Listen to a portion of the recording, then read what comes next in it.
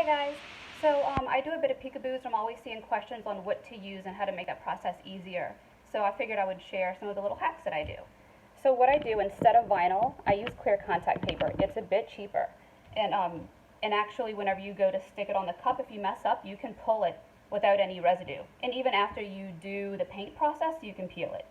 So first what I do is I get my piece of contact paper and I stick it to my mat and I put some paint on it. And the color paint you use really doesn't even matter. And you don't want to use a lot of paint. It's just enough so that you'll be able to tell a difference once the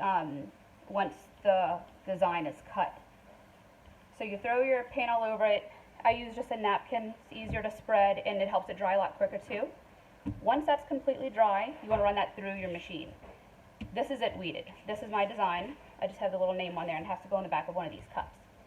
So weed it, it weeds super easy, and then put it on your cup.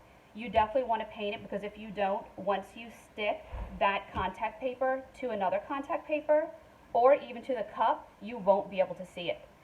It'll be so hard to see where your positioning is. That's why you want to do this paint step. So that's it with it painted. Like I said, if that was clear, if there wasn't any paint on there, you would see right through it and you'd see the glitter. So you really need to do that paint. The other thing is I put my lid on whenever I do the decal, that way I can line up the front and back the right way. So after that part's done, I take it outside, I spray it, and then this is the design with the paint over it. I never worry about the paint for only this design. I never worry about it all being completely perfect all the way around because there's a bit of distressing and geode that I do to this.